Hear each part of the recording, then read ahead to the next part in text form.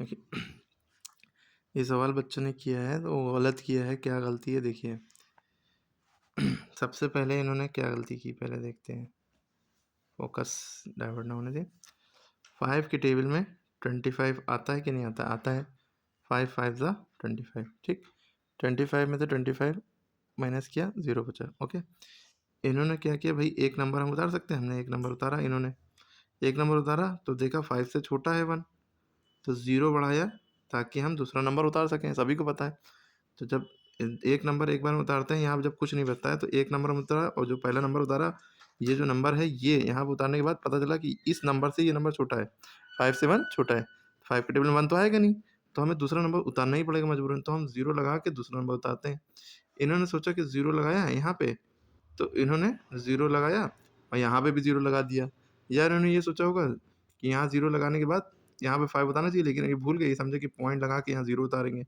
फिर उसके बाद इन्होंने नीचे देखने से तो यही लग रहा है कि पॉइंट लगा के 0 लगाया इन्होंने, है ना? तो ये गलती है इनकी।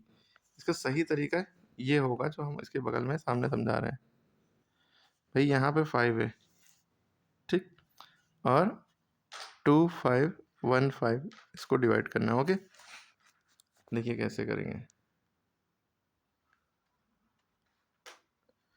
5 की टेबल में 25 आता है कितनी बार में? 5 बार में। 5 5 द 25, 25 में से 25 गया, 0 बचा, ठीक है। चाहे क्रॉस लगाइए चाहे 0 लिखिए, कोई फर्क नहीं। अब हम क्या करेंगे, नेक्स्ट नंबर उतारेंगे, ये 1। जब हमने 1 उतारा तो पता चला 5 की टेबल में 1 तो आता नहीं है, ठीक। तो हम क्या करेंगे, यहाँ 0 बढ़ाएंगे, इसलिए ताकि दूसरा नंबर भी हम साइमल्टेनियसली यानी एक साथ हम उतार सकें। तो जब 2 नंबर उतारने की ज़रूरत पड़ती है मजबूरन, तो पहले हमें 0 बढ़ाना पड़ता है, यहाँ से नंबर उतारना। और मान लिए कि यहाँ सवाल ये इतना ही होता 251। अब क्या करते, तो हम 0 तब भी बढ़ाते, यहाँ पे नंबर नहीं है तब भी हम 0 बढ़ाते। यहाँ 0 बढ़ाने की वजह से यहाँ 0 ना बढ़ता, बस 0 इसलिए बढ़ाना पड़ता कि यहाँ पे ये नंबर छोटा पड़ रहा है। फिर हम यहाँ पॉइंट लगा के यहाँ 0 बढ़ाते, तब करते 1 के बाद 0 लिखते, ठीक है। क्योंकि यहाँ नंबर था तो 0 बढ़ाया, दूसरा नंबर उतार लिया। अब 5 3 ज़ा 15, 15 15 गया 0।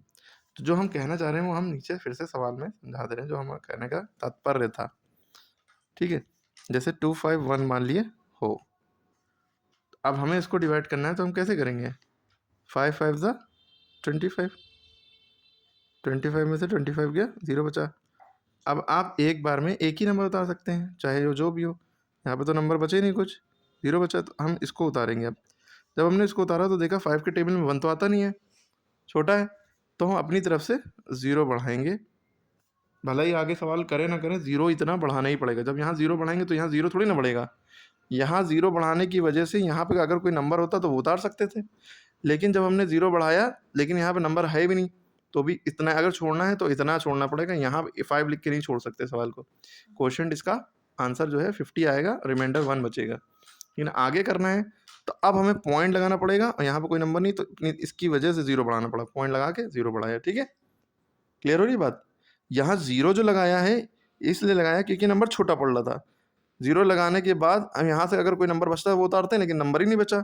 इससे पहले वाले में नंबर था तो वो नंबर उतार लिया था, ठीक है। 0 बढ़ाने पर पॉइंट लगाने की ज़रूरत ही नहीं पड़ी। 5 3 ज़ा 15, यहाँ पे नंबर ही नहीं है, 0 लगाया, ठीक है, वो नंबर ही नहीं है कोई, तो हमें पॉइंट लगा के यहाँ इसकी वजह से, पॉइंट की वजह से 0 लगाना पड़ा। अब 5 2 ज़ा 10, खत्म हो गया 50.2। और कभी भी सवालों में कन्फ्यूज़न हो तो आप क्या करिएगा कि जो भी सवाल आपका है उसको इससे मल्टीप्लाई करके देखिए। जब रिमाइंडर 0 बच रहा है, इसको इससे मल्टीप्लाई करके देखिए। अगर आंसर आपका ये आ रहा है तो आपने सही किया है। इसको इससे मल्टीप्लाई करके देखिए, आंसर अगर बीच वाला नंबर आ रहा है तो सही किया है।